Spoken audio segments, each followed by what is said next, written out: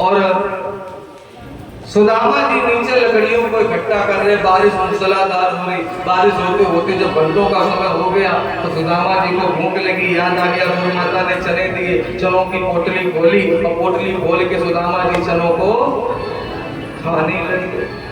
जब आधे चने खा लिए तो सुदामा जी को लगा कन्हैया नीचे आएगा, वो भी चनों को मांगेगा। और सुदामा जी को पता है क्या इन चनों में श्राप लगा हुआ है। हाँ, सुदामा जी ने चने क्यों खाए थे? ये चने एक बुढ़िया मैया से छीने हुए चने थे। उज्जैन महानगरी में, उज्जैन महाकाल की नगरी में जो महाकाल का मंदिर है, मंदिर के गेट पे एक बुढ़िया माता भिक्षा मांगती थी। एक दिन भिक्षा में उसे कुछ नहीं मिला, कोई भक्त एक मुट्ठी चने की पोटली दे गया। तो शाम को बुढ़िया प्रसाद खा करके तो पेट भर गया, वो चने लेकर के आई, अपने घर में रख दी कि कल को मैं खा लूंगी। तो रात को उस बुढ़िया माता के घर में दो चोर चोरी करने के लिए आए। चोरों ने देखा और तो कुछ मिला नहीं, कोई चनों की पोटली उठाकर ले गए। चने को लेकर के भागे जा रहे थे, रात का समय है। उन चोरों की जेब से वो चनों की पोटली गिर जाती है। कहाँ गिरी? महाराज सांदीपन के आश्रम के बिल्कुल बाहर। उज्जैन जो गया होगा उसने देखा होगा, बिल्कुल सड़क के, रोड के बिल्कुल समीप लगा हुआ। ऐसे ही सड़क ही आपका मंदिर है, ऐसे ही वो आश्रम है उज्जैन में सांदीपन का। सवेरा हो गया, बुढ़िया माता ने जब देखा चने नहीं है, आहा, आत्मा दुखी हो गई। पूरा दिन मैंने भिक्षा मांगी और पूरा दिन भिक्षा मांग के मुझे थोड़े से चने मिले, उसे भी कोई चुरा करके ले गया। जाओ, मैं श्राप दे रही हूँ, जो इन चनों को चुरा कर ले गया, जो भी इन चनों को खाएगा वो हमसे भी ज्यादा गरीब हो जाएगा, हमसे भी ज्यादा गरीब हो जाएगा। सवेरा हुआ, गुरु माता आश्रम में झाड़ू लगा रही, सफाई कर रही थी। सांदीपन की पत्नी गुरु माता सफाई करते करते आश्रम के बाहर जैसे ही आई तो चनों की पोटली गिरी भरी हुई है। तो उनको ऐसा लगा कि बालक पढ़ने आते हैं, किसी बालक का गिर गया होगा, तो पोटली उठा करके अपने आश्रम में रख दिया। तो सुदामा जी को लकड़ी तोड़ने के लिए वही पोटली उठा करके दे दी। और सुदामा जी को ये सब बात पता है, क्योंकि साधारण ब्राह्मण नहीं है। विरक्त इंद्रिया देशु प्रशांत आत्मा जितेंद्रिया। और कोई विचार करे जो स्वयं भगवान कन्हैया का मित्र हो, कोई साधारण आदमी होगा? मान लो अपने मुख्यमंत्री हैं जो योगीनाथ आदित्य योगीनाथ जी, इनका कोई मिलने वाला प्रेमी हो, कोई छोटा आदमी हो? भगवान का मित्र, सब कुछ जानने वाले हैं। सुदामा जी को लगा अगर मेरे कन्हैया ने इन चनों को खा लिया, चनों में श्राप लगा है, जो खाएगा वो गरीब हो जाएगा और मेरा कन्हैया गरीब हो जाएगा। अगर मेरा कन्हैया गरीब हो गया तो संसार में कोई अमीर दिखाई नहीं देगा। और मैं तो ब्राह्मण हूँ और ब्राह्मण का कर्म ही है भिक्षा मांगना। गरीब हो जाऊंगा फिर भी भिक्षा मांग के अपना पेट भर लूंगा। तो सुदामा जी ने वो सारे चने अकेले ही खा लिए। वहां से सुदामा जी तो अपनी सुदामापुरी में रहने लगे। भगवान कन्हैया द्वारका के राजा बन जाते हैं। सुदामा जी की गरीबी देखिए, आपको कल्पना भी नहीं कर सकते हैं इतनी गरीबी किसी के पास हो सकती है। घर में ना तो छत है ना तो छप्पर है, पुराना छप्पर पड़ा हुआ है छपरा, उसमें भी हजारों छिद्र है। पानी बरसे तो सीधा घर में आए, सूरज की पहली किरण निकले तो सीधा घर में आए। और पत्नी सुशीला को देखिए, विवाह के समय जो एक साड़ी पहन के अपने घर से आई थी, उसी एक साड़ी में आधा जीवन निकाल दिया, आधी फट गई है, उसमें भी हजारों छिद्र हैं। एक बेटा है, एक समय हो गया, करते क्या है, किसी के द्वारे मांगने नहीं जाते। कभी सुदामा जी ने किसी से नहीं कहा कि हमें तुम खाने को दे दो, कभी किसी के दरवाजे पर नहीं गए। जो मिल जाए, जो दे जाए उसी में तो दे जाए तो सही, नहीं तो ऐसे ही पानी पी के सो जाते हैं। एक दिन तो वैसे तो रोज कोई ना कोई भगत दे जाता था कुछ ना कुछ, एक दिन ऐसा हुआ 4 दिन हो गए खाने को कुछ नहीं मिला। पानी पी के रह रहे हैं। शाम का समय सुशीला सुदामा जी से कहने लगी, स्वामी इतना तो आप मांग के ला ही सकते हैं कि मैं तो भूखी रह सकती हूँ, छोटा सा बालक है अपना, उसका पेट कैसे भरूं, इतना तो मांग ही सकते हैं ना जिससे पेट भर जाए। तो सुदामा जी ने सुशीला से कहा, सुशीले तुम मांगने के लिए कह रही हो, लेकिन बात तुम सुन लो। क्या? मांगत मांगत मान घटे, प्रीत घटे नित के घर जाए, ओझी की संग से द्रव्य घटे, और क्रोध घटे मन के समझाए। द्रव्य घटे जुआ खेलन से, और रोग घटे कछु औषध पाए, और दीन दयाल दरिद्र घटे, गोविंद गोविंद के गुण गाए। दीन दयाल दरिद्र घटे, गोविंद गोविंद के गुण गाए। मैं मर जाऊंगा लेकिन मांग नहीं सकता हूँ। क्यों? ब्राह्मण अगर मांगने लग जाए तो उसका दिन पे दिन सम्मान खत्म हो जाता है। हाँ, मैं मांग नहीं सकता हूँ। और सुशीले तो जब परमात्मा की मर्जी है मैं गरीबी में रहूं, तो उनकी मर्जी है तो मैं क्या कर सकता हूँ। एक झोली में फूल भरे हैं, एक झोली में कांटे, अपने बस में कुछ भी नहीं, ये तो बांटने वाला काटे। दो फूल सात फूले, किस्मत जुदा जुदा है, एक का बना है सेहरा, एक कब्र पे चढ़ा है। एक बाप के दो बेटे, और जग में है एक संग में, एक फिर रहा भिखारी, एक बादशाह बना है। आज का समाज, आज का दुनिया ऐसी है साहब। एक माता के गर्भ से दो संतानें पैदा हुई, एक बालक एक बालिका, भाई बहन, तो दोनों का जन्म एक ही मां के गर्भ से हुआ। लेकिन किस्मत ऐसी कैसी कि बहन पैसे वाली होगी, अमीर होगी, भाई गरीब हो गया। और आज वो गरीब भाई मैले कपड़े पहनकर, पुराने कपड़े पहनकर उस बहन के घर में जाता है। उस बहन से कोई पड़ोस में पूछने लगे, ये कौन है तुम्हारा, कौन है? तो बहन क्या कहती है, ये हमारा सगा भाई नहीं, पड़ोस का भैया है। सगा भाई नहीं है, पड़ोस का है। अगर भाई पैसे वाला हो जाए, बहन गरीब हो जाए, तो आज एक भाई बहन के पैर छूने में सबसे शर्म महसूस करता है, पैर नहीं छूता है। लेकिन ध्यान में दें, आज जो अमीर है उसे एक दिन गरीब भी बनना था। कितने पैसे वाले हो, कितना भी पैसा आ जाए, शुरू से अमीर नहीं होता कोई। क्यों? ऐसे ऐसे लोग देखे हैं जिनके पास खाने को नहीं था, खाने को नहीं था, पहनने को नहीं था। अपने सिकंदराबाद में ही होंगे कई लोग, तो वक्त की रोटी नहीं मिलती। तो आज कन्हैया की इतनी कृपा है, चकाचक सेठ बने बैठे हैं। क्यों? सताना रहा है, सताना रहेगा, जमाना किसी का नहीं चाहिए, दिल दुखा नहीं चाहिए।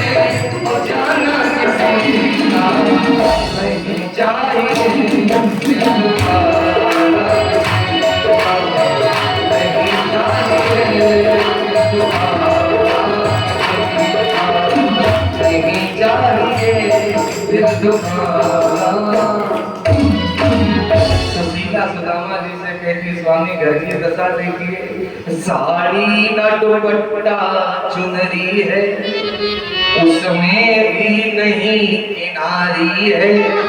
फटी हुई साड़ी हजारों छिद्र, उसमें भी किनारे नहीं है। हाँ, कि गरीबी में कब तक रहेंगे? देने वाले किसी को बदनसीबी न दे, देने वाले किसी को बदनसीबी न दे, मौत दे दे मगर ये गरीबी। सुशीला ने कहा, अरे हम यहाँ गरीबी में रह रहे हैं, द्वारका जाओ। द्वारकाधीश का नाम सुना है ना? द्वारका के नाथ तो अनाथन के नाथ है। स्वामी द्वारका चले जाओ, उनकी शरण इतना तो दे ही दे, जीवन कट जाएगा। कहा सुदामा एक दिन कृष्ण हमारो यार। अरे तुम कन्हैया के पास जाने की बात कर रही हो, वो तो हमारा लंगोटिया यार है, बचपन के मित्र। सुशीला बोली, द्वारकाधीश भगवान तुम्हारे मित्र, फिर भी हमें गरीबी में रहे। उन्हीं के पास चले जाओ। सुदामा कहते हैं, सुशीला द्वारका में कैसे चला जाओ? वो पता है राजा है, बड़ा आदमी है, और किसी बड़े आदमी घर में जाओ तो कुछ ना कुछ लेके जाया जाता है। हमारे पास तो कुछ है नहीं, क्या लेके जाएंगे? ले जाने के लिए ऐसा क्यों कहा? घर में तो कुछ है नहीं, जब है नहीं तो मैं क्या लेके जाऊंगा? तो सुशीला हाथ जोड़ के बोली, स्वामी आप तैयार हो जाइए, मैं भेंट में ले जाने की व्यवस्था कुछ कर देती हूँ। देखिए गरीबी किसे कहते हैं। सुशीला दौड़ करके पड़ोसन के घर में पहुंची, हाथ जोड़ के कहा, बहन हमारे पति द्वारका जा रहे हैं, भेंट में ले जाने को अगर तुम्हारे घर में कुछ हो तो हमें दे दो, जब वापस आएंगे तुम्हारा मैं वापस कर दूंगी। तो पड़ोसन ने जैसे ही सुना तो कहने लगी, एक दिन का हो, 2 दिन का हो, रोज कुछ ना कुछ मांगने को तू आ जाती है, आज ये दे दो वो दे दो, हाथ पकड़ के धक्का लगा दिया, चल मेरे पास कुछ नहीं है। जमीन में गिर पड़ी, आंखों से आंसू निकलने लगे। दूसरे घर में पहुंचे, हाथ जोड़ के कहा, बहन हमारे पति द्वारका जा रहे हैं, भेंट में ले जाने को कुछ दे दो।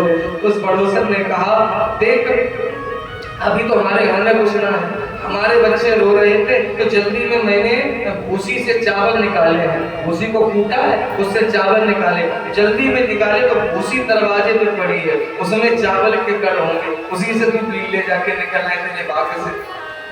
सुशीला जी का धन्यवाद हो आपका। तोड़ के गई दरवाजे की देरी पर जो बिने हुए चावलों की भूसी पड़ी हुई थी, उन्हीं भूसी में से एक एक चावल का दाना निकालती है, रख देती है, निकालती है, रख देती है। 2-3 घंटे में एक मुट्ठी चावल निकाल लिए, और जब चावल मुट्ठी में लेकर घर में आई, देखा चावल मैं किसमें करूं, तो घर में कोई ऐसा वस्त्र नहीं है जिसमें वो चावल बांध देती।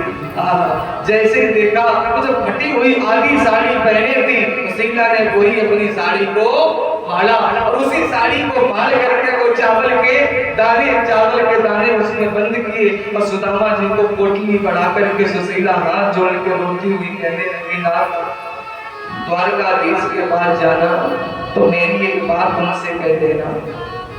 क्या? एक मास दुई पाक में जो एकादश हो, एक महीने में 2 बार एकादशी आती है, तो प्यारी जी से जाके कहना, एक मास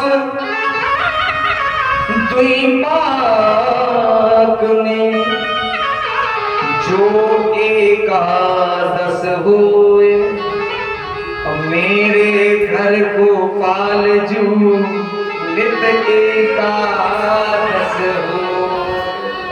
हमारे घर में तो रोज ही एकादशी होती है। इतना कहकर सुदामा जी ने चावल की पोटली बगल में दबाई और लाठी का सहारा लेकर के सुदामा जी चल लेते हैं। सिद्ध करी गणपति श्री बांध बपटिया खोट, आज लाठी के सहारे धीरे धीरे चलते चलते सुदामा जा रहे हैं। रास्ते में चलते चलते एक जगह पैर की ठोकर लगी पत्थर की, जमीन पे गिर गए, आंखों से आंसू निकल रहे हैं, हाथों पैरों में कांटे चुभे हैं। इधर द्वारका में भगवान कन्हैया फूलों की सेज पर लेटे थे और सत्यभामा भगवान के चरण दबा रही थी।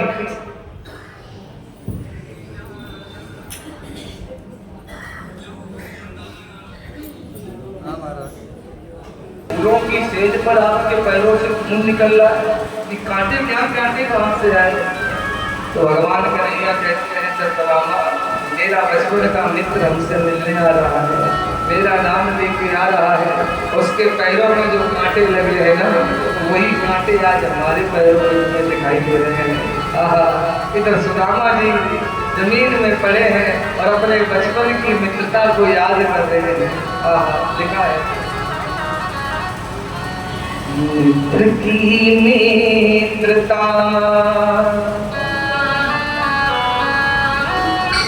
मित्र की मित्रता, श्याम प्यारे सखा, प्रीत का नाम निभा लीजिए, द्वारिका में बुला लीजिए, द्वारिका में बुला लीजिए, द्वारिका में बुला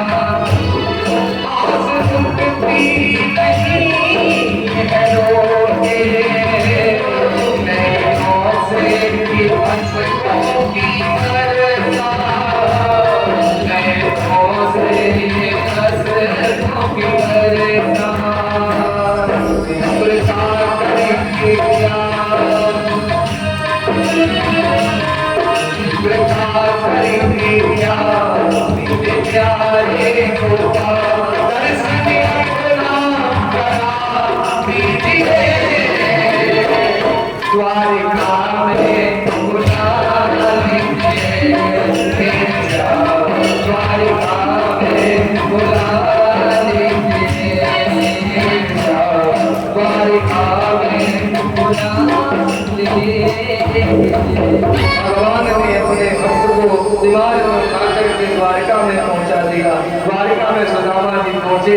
द्वारिका की गलियों में सुदामा जी कन्हैया को ढूंढते ढूंढते जा रहे हैं। एक द्वारिका का आदमी मिल गया, उससे पूछा भैया कन्हैया कहाँ है? तेरो कन्हैया कहाँ है? द्वार उसने कहा तुम कौन हो? मैं कन्हैया को मित्र हूँ। उसने ऊपर से नीचे तक सुदामा को देखा, फटे पुराने कपड़े पहने, फटी धोती, सर पे कुर्ता भी नहीं। ये अच्छा भीख मांगने का तरीका है? ये अच्छा तरीका बना लिया। आहा, सुदामा जी आगे तो बढ़ते नहीं। चलते चलते जैसे द्वारपालों के समीप पहुंचे, द्वारपालों से कहा है, अरे द्वारपालों, मेरे कन्हैया से जाके कह दो उसका मित्र आया है, दरवाजे पर खड़ा है। द्वारपालों ने जैसे ही सुना तो एक द्वारपाल बोला, तुम्हें हम पागल दिखाई देते? कहाँ तुम? कहा द्वारकाधीश जिन्हें अपना मित्र बता रहे हो। सुदामा जी कहने लगे आप हमारी बात को क्यों नहीं मानते हो, मैं मित्र हूं उनका। द्वार वालों ने धक्का लगा दिया, जमीन में सुदामा गिर गए, आंखों से अश्रु बह रहे हैं और कह रहे हैं क्या, कब से खड़ा हूं द्वार पे तेरे, कैसे बताऊं तुझे,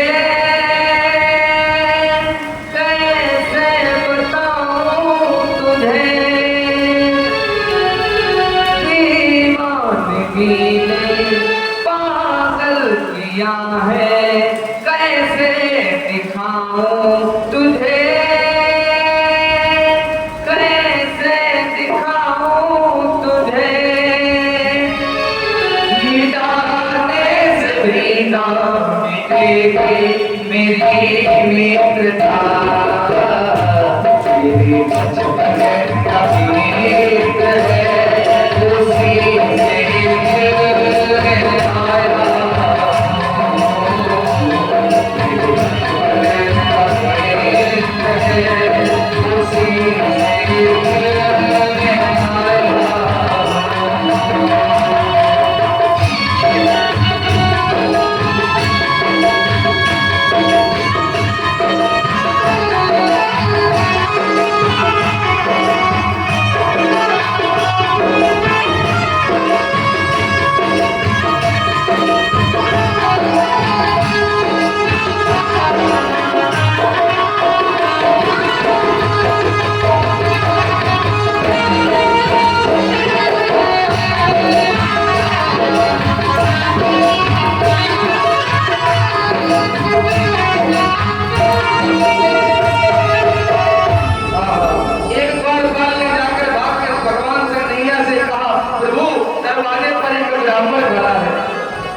शीश पगान जगातन पे प्रभु जाने को आई बसे कही राम, धोती फटी सी लतीफ पति और पाया में पी नहीं स्वाम, द्वारी खड़ो दिज दुर्बले का रहो किसो बसुरा अधिराम, मूचत दीन दयाल प्रधान बतावत करो नाम। जैसे ही सुदामा नाम सुना ऐसा लगा मानो किसी ने जादू कर दिया हो, नंगे पैरों कन्हैया ने दौड़ना शुरू कर दिया, पीतांबर अलग गिर गया, बंसी अलग गिर गई और भागते जा रहे हैं, दौड़ते जा रहे हैं। सुदामा सुदामा जैसे ही दरवाजे पर आए, सुदामा को देखा, भाग करके आज कन्हैया ने अपने मित्र को अपने हृदय से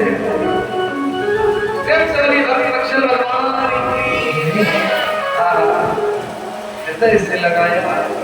सुदामा जी को जब भगवान ने अपने हृदय से लगाया, जब हृदय से लग लिए ना, तो देखिए सुदामा जी क्या करते। सुदामा जी बोले कन्हैया मैंने तुझे देख लियो है और मुझे आज्ञा दे, अब मैं अपने घर को जा रहे हूँ।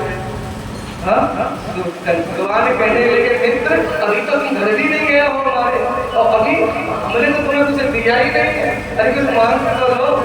सुदामा जी कहने लगे कन्हैया अब मैं और क्या मांगू, क्या मांगू, मुझे तो सब कुछ मिल गया है। क्यों आज तुमने इस भरी दुनिया में सब लोगों के सामने एक छोटे से गरीब आदमी को अपने हृदय से लगा लिया, और मैं तुमसे क्या मांग सकता।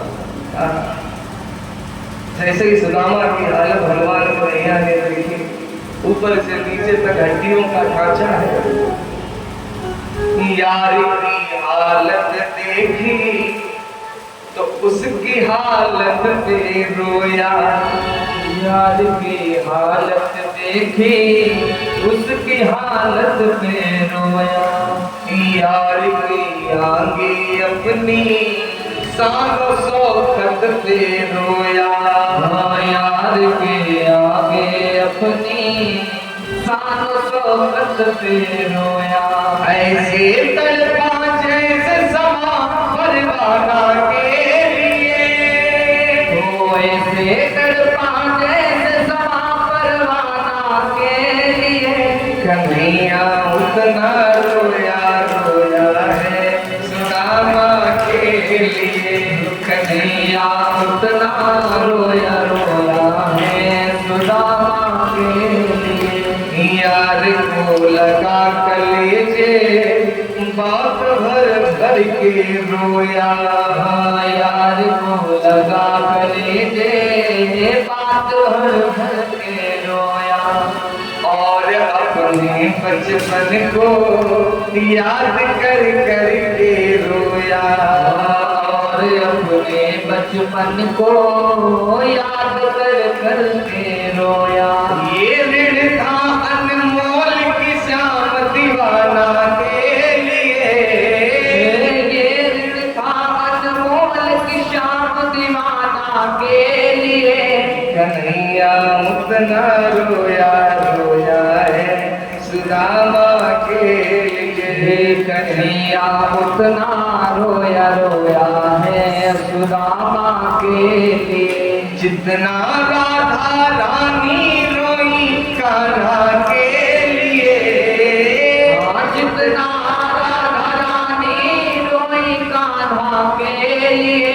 कन्हैया उतना रोया रोया है सुदामा के लिए। कन्हैया उतना रोया रोया है सुदामा के लिए। सुदामा जी को भगवान अंदर लेके जाते हैं और जिस सिंहासन पर भगवान के सिवा कोई दूसरा बैठ नहीं सकता था, आज अपने सिंहासन पर सुदामा को बिठाया और सुदामा जी के चरणों को अपनी गोद में रख के कन्हैया बेटे रुक्मणी से कहा जाओ चल लेकर के आओ, मैं ब्राह्मण के चरणों को धोऊंगा। रुक्मणी मैया चल लेने गई और जैसे ही भगवान ने सुदामा जी के चरणों को देखा, पैरों को देखा, तो क्या हुआ? रुक्मणी मैया जल तो बाद में लाई। क्या हुआ? पाँव के छाले देखे तो दुख के मारे रोया। पाँव के छाले देखे तो दुख के मारे रोया। पाँव धोने के खातिर खुशी के मारे रोया। पाँव धोने के खातिर खुशी के मारे रोया। आंसू थे भर पानी बस हर जाना के लिए। आंसू थे भर पानी बस हर जाना के लिए। कन्हैया उतना रोया रोया है सुदामा के लिए। कन्हैया उतना रोया रोया है सुदामा के लिए। भगवान ने अपने आंसुओं से सुदामा जी के चरणों को धोया है। उसके बाद सुदामा जी बहुत समय तक भगवान के पास इंतजार कर रुके। भगवान ने देखा कहा भैया सुदामा हमारे लिए भाभी ने कुछ भेंट नहीं भेजी। सुदामा जी ने जैसे सोने चांदी के महल दीवारें देखी, अपनी छोटी सी चावल की पोटली बगल में छिपाने लगी। भैया मेरे पास तो कसूना है, मैं दक्षिणा लेके आया। सुदामा जी की बात करके कन्हैया कहने लगे भैया तुम्हारी झूठ बोलने की आदत हसीन आ गई। जैसे इतना का भगवान ने सुदामा का हाथ पकड़ के ऊपर उठा दिया और चावल की पोटली नीचे आ गई। भगवान ने जैसे चावल की पोटली को खोया और बोल करके एक मुट्ठी चावल को लिया, एक मुट्ठी चावल को खाया, सुदामा को एक लोग का राजा बना दिया। दूसरी मुट्ठी खाई, 2 लोग का राजा बना दिया। तीसरी मुट्ठी खाने जा रहे थे, मैया रुक्मणी ने आके हाथ पकड़ लिया। अरे प्रभु सब कुछ नहीं दे दोगे तो अपने पास भी तो कुछ रखो, कुछ भिखारी बनना चाहते हो। सुदामा जी काफी दिनों तक भगवान के पास रुकते हैं। उसके बाद जब आज्ञा लेके चले, उसके आने पे रोया, उसके जाने पे रोया।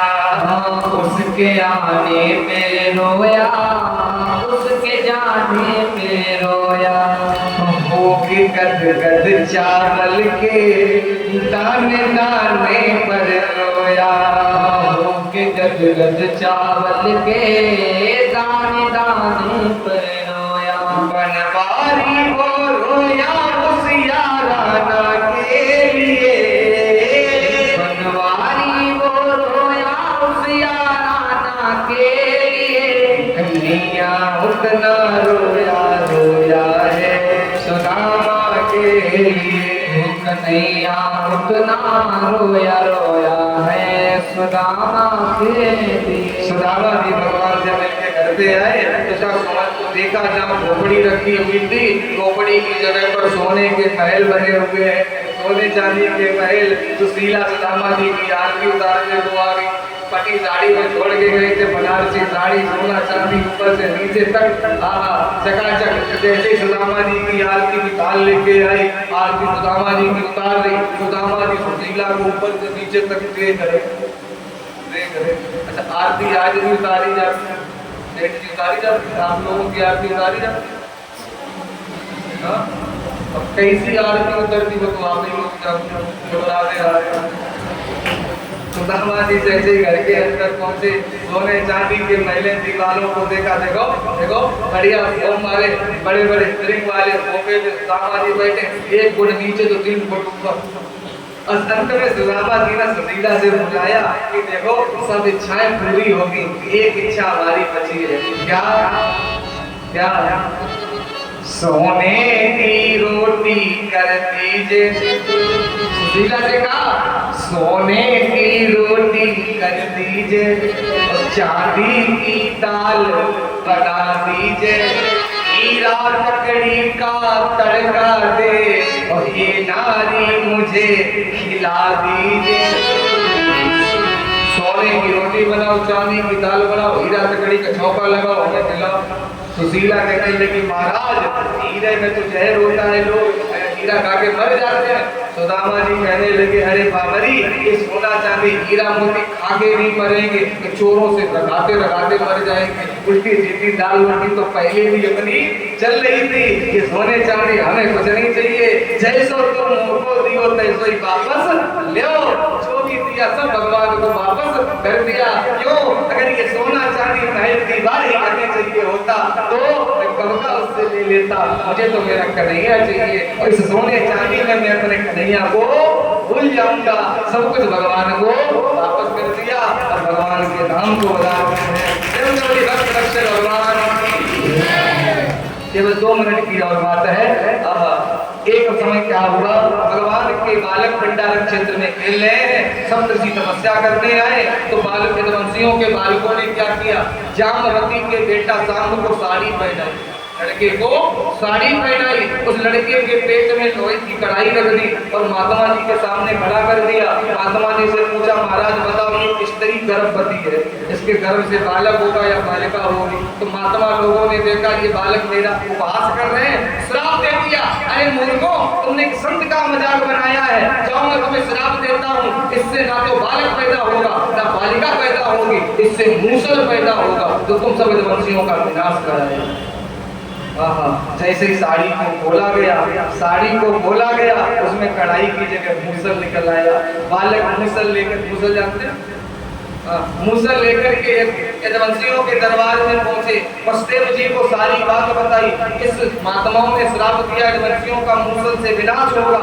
वसुदेव जी ने मूसल को तोड़वाया और तोड़वा करके समुद्र में डुबा दिया।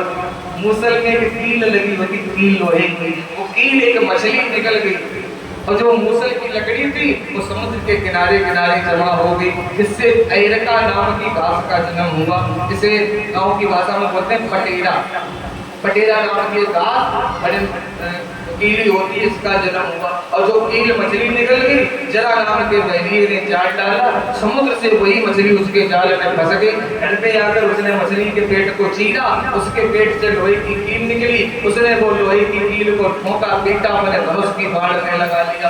एक दिन भगवान कन्हैया शिकार खेलने गए, जंगल में एक पेड़ के नीचे बैठे हुए थे, जरा नाम का बहरिया शिकार खेल रहा था। आज जैसे इसने देखा पैर के ऊपर पैर रख के भगवान कन्हैया बैठे हैं, इनके पैरों में पद्म चमक रहा है। इसने दूर से देखा किसी हिरण की आंख लग गई, कोई जंगली पशु है, इसने वही कील वाला बाण निकाला और संहार कर दिया। भगवान के जाकर के लगता है, उसी से भगवान इस धराधाम को, द्वापर को छोड़कर वैकुंठ को जाते हैं। जैसे पटेरा नामक घास यदुवंशियों ने देखा, भगवान चले गए तो मैं क्या करूं, पारोड़ी का सेवन किया, समुद्र के किनारे आकर के पटेरा नामक घास को भाला नोचा, उसी में जल करके सभी यदुवंशी खत्म हो जाते हैं। भगवान ने लीला संवरण किया। उसके बाद सुखदेव जी ने परीक्षित जी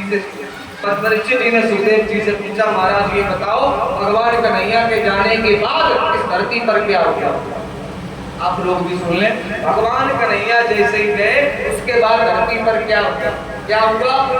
सुखदेव भगवान कहते हैं भगवान कन्हैया के जाने के बाद तत्क्षण उसी क्षण धरती पर कलयुग शुरू हो गया। और कलयुग में सबसे पहले राजा परीक्षित तुम्हारा बेटा जन विजय राज्य करेगा। जन विजय का यौन, यौन का पुरंजन, पुरंजन का भावत का पुनत, सुनत का प्रत्युषण, प्रत्युषण का प्रसादक, प्रसादक का यौन, यहाँ तक राजा परीक्षित तुम्हारा वंश चलेगा। उसके बाद अपने भारत में कलिंग वंश आएगा। कलिंग वंश अशोक वर्धन नाम का एक राजा राज करेगा। अशोक वर्धन। उसके बाद चंद्रगुप्त मौर्य, मौर्य वंशी राजा शासन करेंगे। तब जाकर के भगवान का एक और अवतार कलयुग में होगा, बुद्धा अवतार। बुद्ध भगवान के रूप में अवतार लेंगे। उसके बाद तुर्क मुसलमानों का शासन अपने देश में आएगा। 10 गोरे राजा राज्य करेंगे। गोरे राजा समझते? अंग्रेज। 10 गोरे राजाओं का शासन होगा। उसके बाद 11 मौनी राजा राज्य करेंगे। मौनी राजा, अभी प्रथम मौनी राजा का शासन चल रहा है।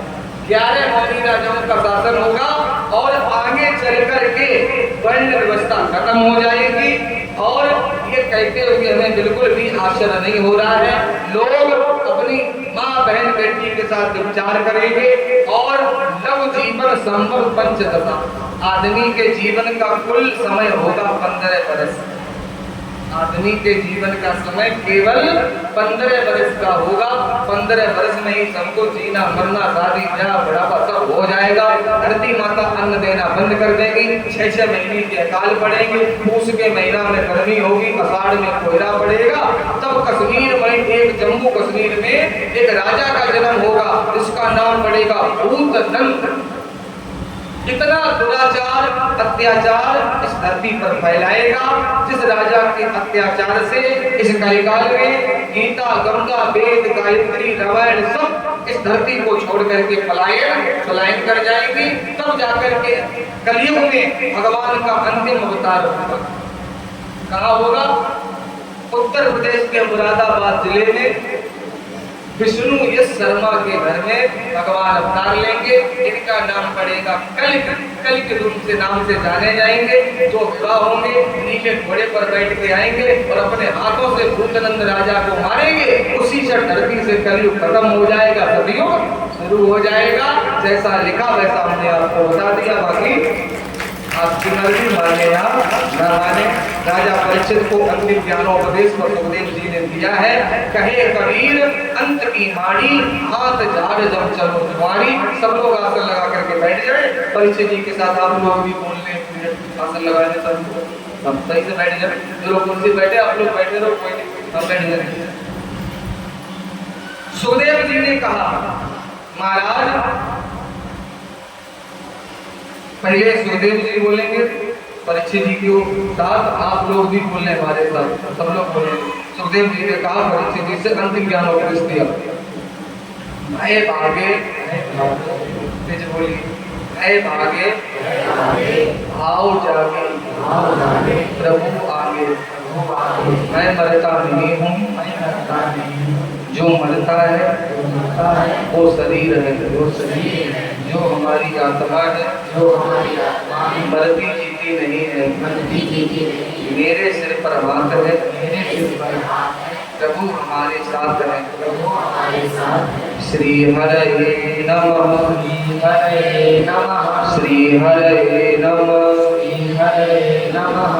हरे नमः। हरने नमः करने से पाप वंचित हो जाते हैं। तो परीक्षित जी महाराज ने सुगंधी लेने के लिए फूल हाथ में उठाया और जैसे ही फूल नासिका से लगाया, तक्षक नाम का सर्प उसी फूल में बैठ करके राजा परीक्षित की नासिका में दंशन कर लेता है। राजा परीक्षित का शरीर नष्ट हो जाता है, भगवान के धाम को पहुंच जाते हैं। प्रेम से बोलिए परीक्षित महाराज की। भागवत जी में व्यास जी ने जो कथा को लिखा है वो हमने 7 दिन में आपको पढ़ करके सुनाया है। ना तो हम कुछ हंस के सीखे हैं, ना तो रो के सीखे हैं। जो भी सीखे हैं किसी के होके सीखे हैं। हाँ, आज व्यास जी से सब भक्तों से एक ही बात कहने हैं, भगवान अपनी कृपा हुई दृष्टि हमारे समस्त भक्तों के बनाए रखें। सिकंदराबाद के जो आए हैं या नहीं आए हैं, हाँ, एक खुशखबरी आप लोगों को सुना दी, सुना है?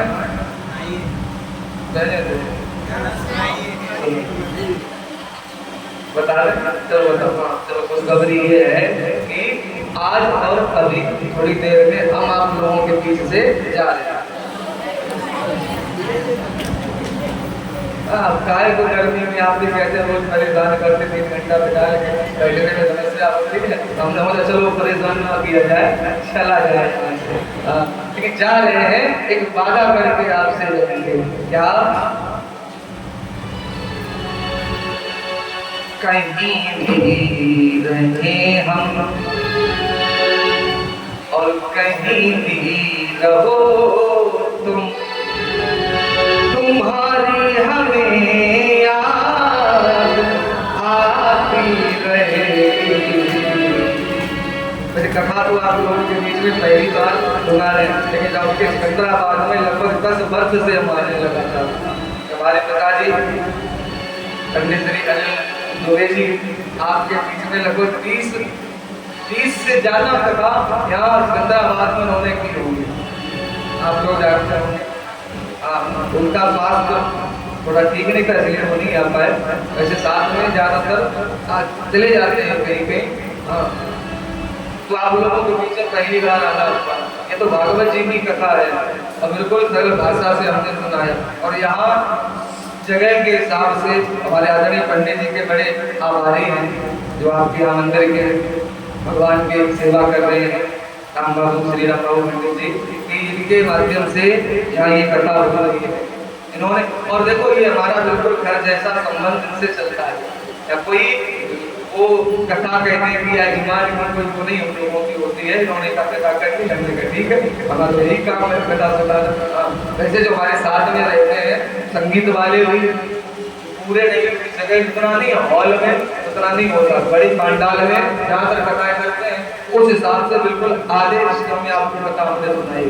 और कभी भविष्य में भागवत जी की कथा या श्री राम कथा, जब बताया था आपको राम जी की कथा ज्यादा हम कहते हैं, और इसीलिए ज्यादा लोग बुलाते भी अपने यहाँ उधर कानपुर, लखनऊ, सीतापुर ज्यादातर राम जी की कथा करने के लिए। कभी भी सुननी हो, भागवत जी की कथा सुनते ही रहते हो, राम जी की कथा के लिए कभी बुलाना।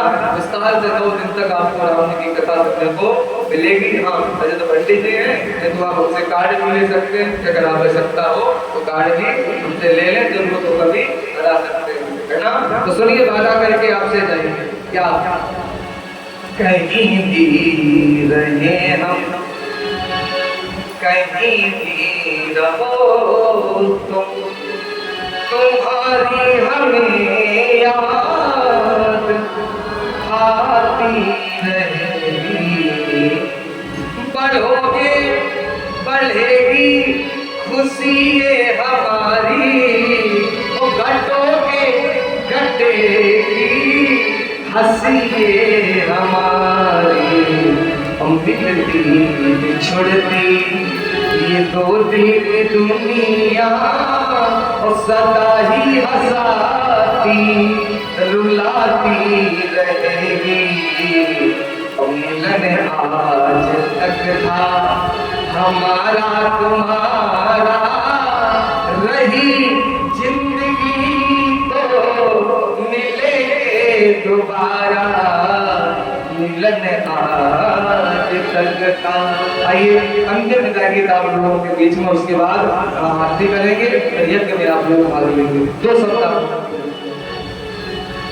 आप सभी लोग सदा खुश रहना, गलती हुई जो हमसे उसे माफ करना। आत्मा की बात तुमको बतला रहे हैं, हम परदेसी अपने घर जा रहे हैं, परदेसी अपने घर जा रहे हैं। आप सभी सदा खुश रहना, गलती हुई जो हमसे उसे माफ करना। आत्मा की बात तुमको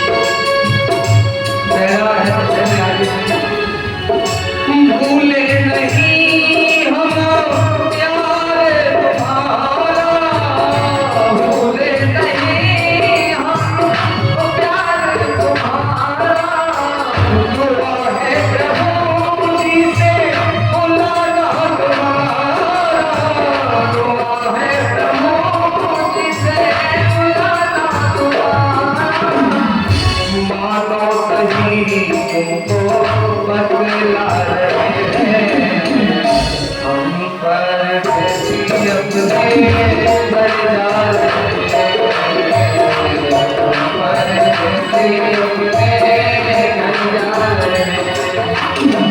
खुशी का है मौका अगर क्या करूं मैं, खुशी का है मौका अगर क्या करूं मैं, हरी नाम लेना सबको समझा रहा हूं, राधे राधे कहना सबको समझा रहा हूं, मैं परदेसी अपने घर जा रहा हूं, मैं परदेसी अपने घर जा रहा हूं, मैं परदेसी अपने घर जा रहा हूं, जाती अपने गाँव सबको राधना,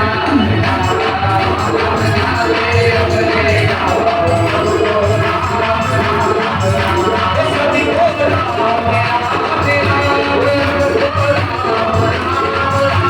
सभी को